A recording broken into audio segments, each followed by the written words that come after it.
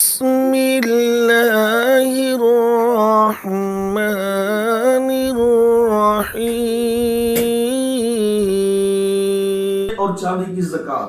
ایک بھائی نے سوال کیا، کہتا جی میرے پاس 5 تولے سونا ہے اور 20 تولے چاندی ہے، تو کیا ان دونوں کو ملا کے زکوٰۃ دی جائے گی؟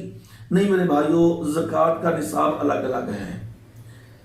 رسول اللہ صلی اللہ علیہ وسلم نے سونے کا نصاب الگ مقرر کیا، چاندی کا نصاب الگ مقرر کیا۔ اسی طرح گائے یا بیڑ بکری یا پھر اونٹ، ان کا نصاب اللہ کے رسول صلی اللہ علیہ وسلم نے الگ الگ مقرر کیا ہے۔ تو سونے اور چاندی کا نصاب بھی الگ الگ آپ نے مقرر کیا۔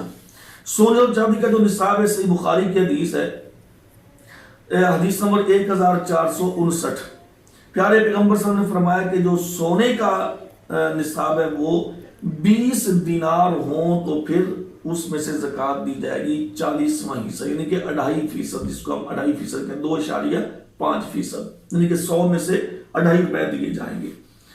تو اگر چاندی ہے تو چاندی آپ نے فرمایا کہ اگر 5 اوقیہ سے کم ہے تو اس پہ زکوٰۃ نہیں۔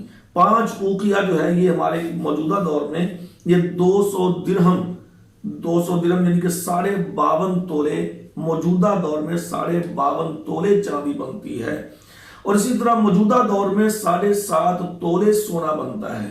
یعنی اگر کسی کے پاس 7.5 تولے سونا موجود ہے تو اس کی وہ مالیت کو اکٹھا کر کے، یعنی اس کی مالیت کا اندازہ لگا کے، تو اس پر پھر وہ زکوٰۃ ادا کی جائے گی 2.5% کے حساب سے۔ اسی طرح جو کرنسی ہے ہمارے پاس، جو کیش ہے، اس کا جو انحصار ہے وہ چاندی پر کیا جاتا ہے، کہ اگر کسی کے پاس اتنی کرنسی ہے کہ چاندی 52.5 تولے خریدی جا سکتی ہے، تو 52.5 تولے چاندی کی قیمت اس کے پاس موجود ہے، کیش اس کے پاس موجود ہے، بینک میں ہے، گھر میں ہے، کہیں بھی ہے، اور سال اس کے اوپر گزر گیا ہے، تو وہ پھر اسی حساب سے اس کی قیمت لگا کے 40,000 آج کل تقریباً بنتی ہے، 40,000 یا 42,000 یا جتنا بھی، تو اس کا یعنی کہ وہ 2.5% کے حساب سے اس میں سے زکوٰۃ دی جائے گی۔ تو چاندی اور سونے کو اکٹھا نہیں کیا جائے گا، سونے کا نصاب الگ ہے، چاندی کا نصاب الگ ہے۔